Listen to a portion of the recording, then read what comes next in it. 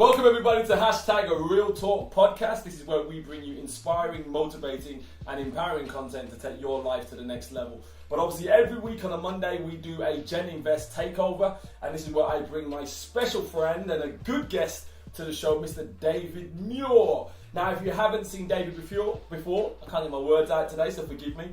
David, tell me a little bit about yourself. Right. But as you can see, white hair, so I'm old. I'm 64. Good looking. With that comes wisdom, and that's what I'm going to try and impart to other people so they can take advantage of the mistakes I've done and what I've observed other people doing, so you don't have to. Can I say you're looking very suave today? Thank you very much. You're looking like a man of success. I have to step it up. Step up. Oh, okay, yeah. These are important. But you are rich anyway, so I'm rich in knowledge. Yeah, you are rich in knowledge. Love. Yes, there we are. Okay, love that. Okay, so as we said, we're here to bring you property knowledge to help you on your investment journey. Now, if you've seen the podcast from last week, one of the things that we talked about was good tenants. And if you haven't seen that, David broke down how to find a good tenant. This week, we're going to flip the coin and talk about what? What happens if, after all your due diligence, you end up with a bad one? The bad tenant. Now, here's the thing, before we say this, because a lot of people don't get into property investment. That's right. Because they're worried about the bad tenant. The person who destroys their bathroom, it's full of smoke, dog hairs and everything else. Now, we did some numbers earlier, didn't we? Before we started this. So let's have some numbers so they don't have to The figure. numbers we worked out. There's 2 million landlords in England. Yeah. And there's 5 million homes rented. And we also looked at how many evictions was done for England last year. 40,000. What type of percentage are we looking at there then? 0.8 of 1%.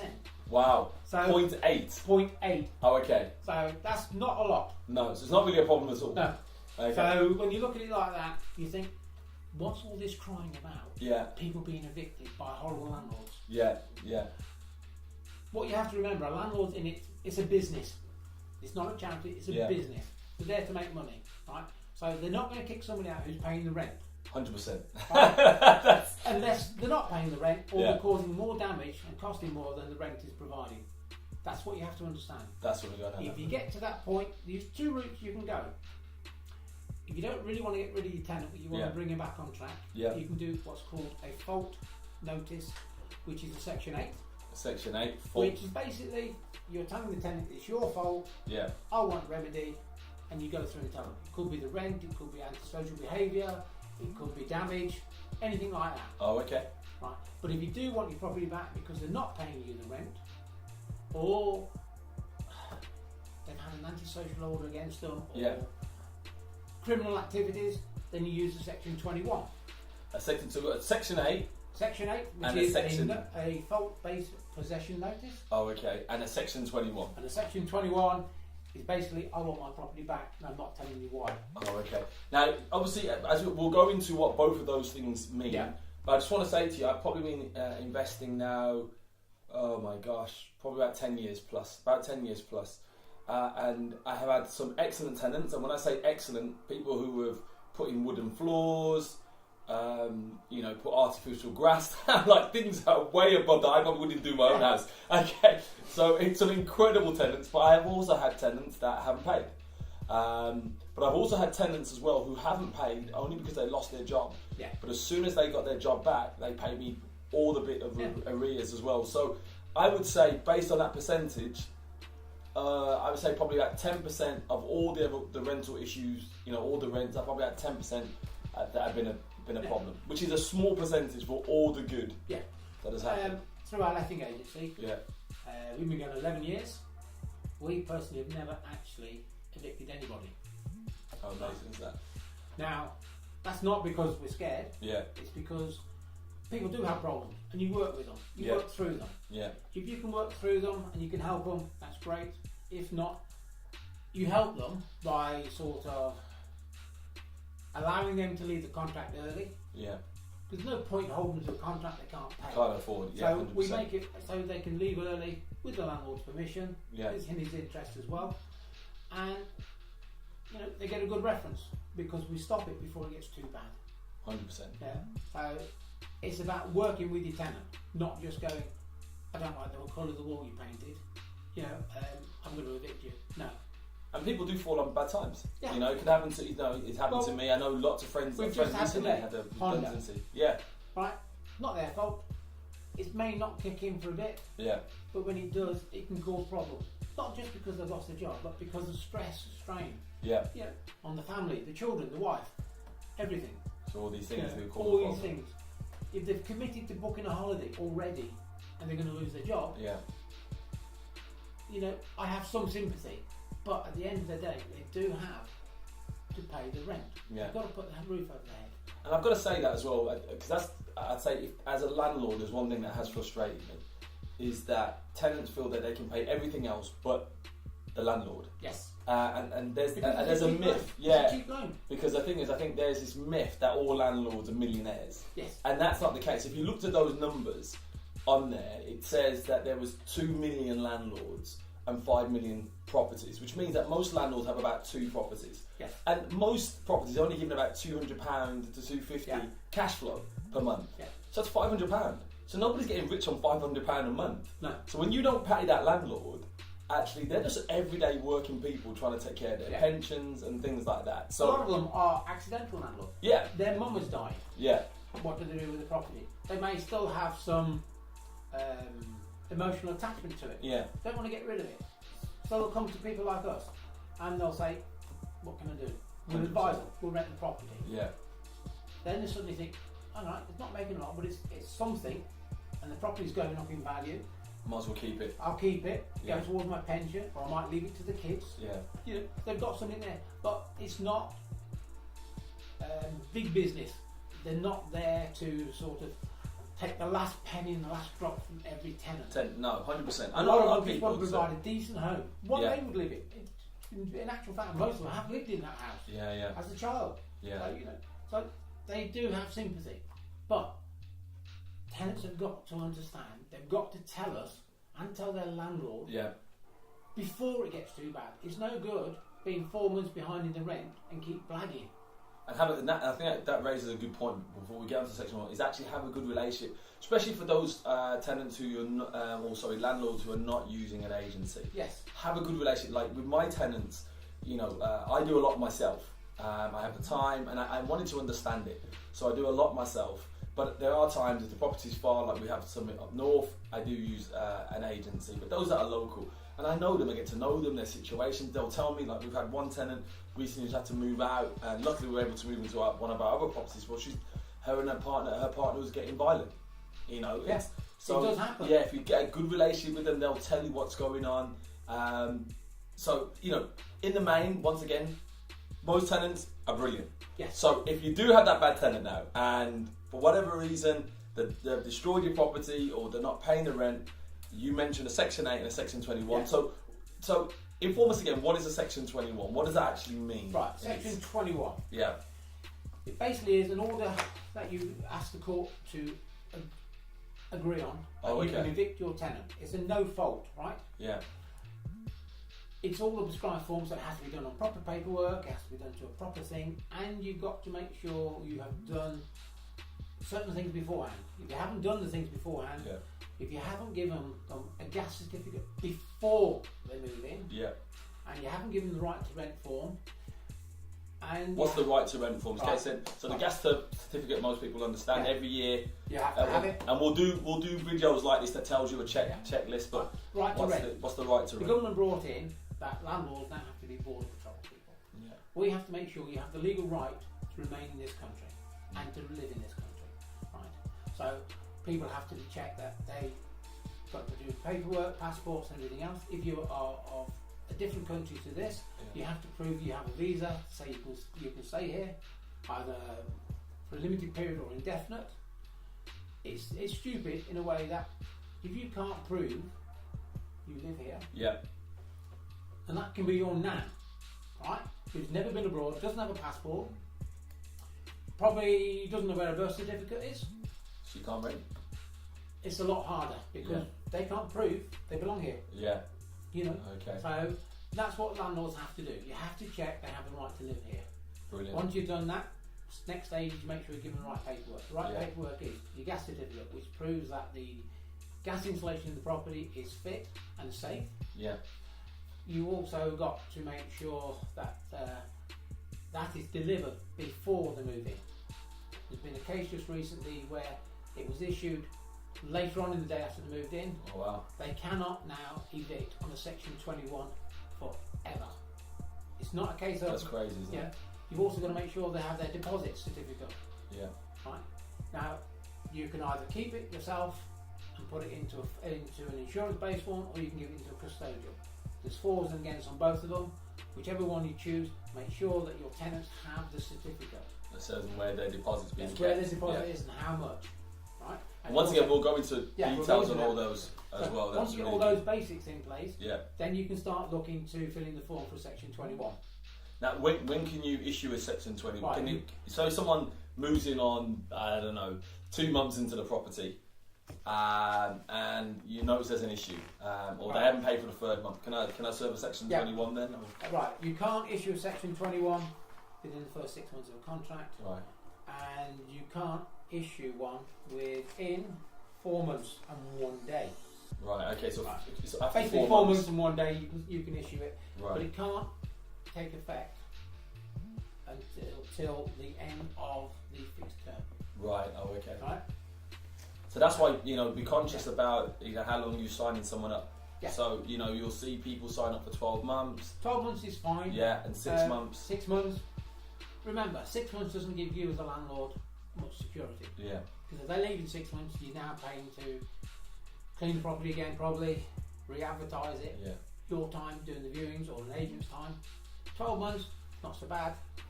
Remember, if they're there for 12 months, they're more likely to make it their home. Yeah. We spoke about fake grass and everything else in the discussion earlier. If they make it their home, they're more likely to stay. And I've got tenants in there. It's your house, but it's their home. Yeah. So the more they make it their home, the more likely they want to stay and look after it.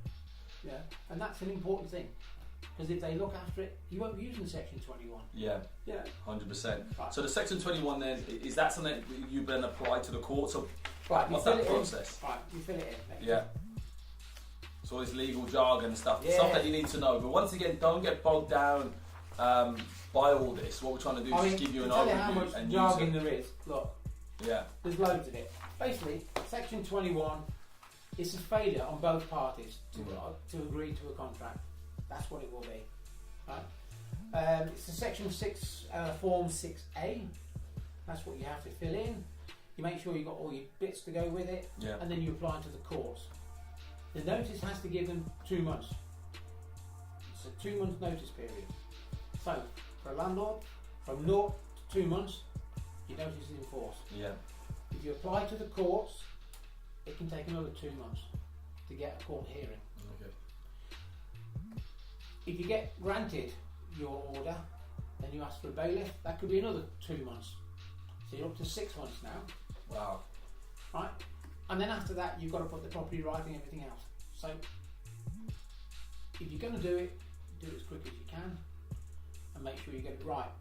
And I think it goes back to your gut feeling as well. Yeah. Like, I've had situations, as I said, by where a tenant's lost his job, and I've had to have a gut feeling, and whether it's genuine or genuine or not, and you'll know your tenants. This tenant that was with me, a guy called Addy, he'd been in the property 3 years. So I trusted him. I knew his family, he had 3 daughters. They went to the school. Yeah. Held the property in good, in a high standard. So I didn't have a concern. But there's other people that you miss 1 month and you think, okay, here we go. I get a feeling in your gut, and it's in that point when you get that gut feeling. Don't procrastinate, because if you have got a bad tenant, it could take you 4 to 6 months to get your property back. Yeah. And if you've got a mortgage of £300, let's say, going out, most mortgages, if you've got a decent property, cash flow, probably about £250, £300 a month.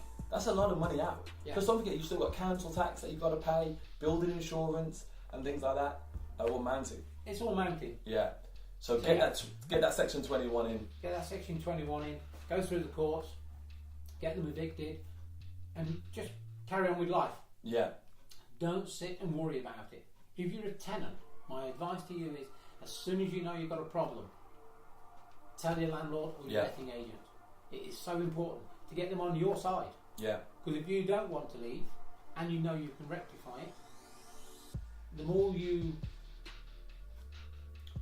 tell lies, hide it, ignore it, you're not going to get any help or sympathy. Yeah. Simple as that. So when you get evicted for non-payment or anything else, a lot of the time it is down to the tenant not talking. Right. Yeah. Okay. So here's the thing. Let's say here's a scenario. Someone hasn't paid. I serve a Section 21. Yep. But then all of a sudden they have a change of character, start to pay again, and everything. Can I then cancel that Section 21, or is that still in force and they still got to leave? Section 21. If you don't take it to court, you can issue it. You don't have to take it to court. Oh, okay, right. You've got 6 months from when you issue it to actually action it. Yeah. Right.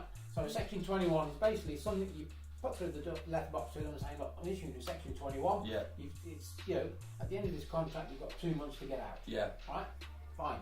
And I served one recently. The reason I got a property up north, and the tenant hadn't paid, so I served the Section 21. A month later, he was out. So I didn't have to go through the courts. No. I got my property back. Yeah. And obviously I had his deposit anyway, so it covered some of my. I was still probably down about £500. Yeah. No, probably more than that. Probably down about £700 if I'm honest. But at least I got the property back, which is key to start cash flowing again. Legally, there's only 2 ways you can get your property back. The tenant signs it back over to you. Yeah. Or you get it through the courts. Yeah. That's within their contract, that is. Yeah. Any other way can lend you up in court. And you don't want to do that. Right. No vigilante moves. No. Okay, we don't want to see any vigilantes. No, I'm not doing a Section 21. I'm going around with my pals. Yeah. I don't want to do that. With your pals. Yeah. I mean, there's one today. I don't know. I still got it on my phone. Yeah. Hang on. It came through. This is an eviction order. No, I haven't got it. The landlord has got a 22 month court order. Wow. He bought a property with the sitting tenant, sent a text to the tenant saying you're still going to be living there. Tenant was on holiday. Tenant come back. The locks were changed. Locks were changed on the gate to the property as well. He couldn't get to his clothes. He's a DJ, so his equipment was inside. So he approached the council. The council thought that they had a good case. He went to court. Illegal eviction. He's got to pay costs. Got to get it right. He's got a criminal conviction. So if you're in an Article 4 area where you need a licence. Is that like a HMO? The HMO? Yeah. House of multiple occupancy for those who don't know. A new type of licensing coming in. Near a city near you. There's one in Coventry coming in. Yeah. It's all changed. It's all changed. Every property will have to be licensed. Yeah. And if you're not a good landlord, I think Coventry's about £800 a year per property. If you're a good landlord or you're through a good letting agent, it's about £390 for 5 years. Yeah. So make your choice.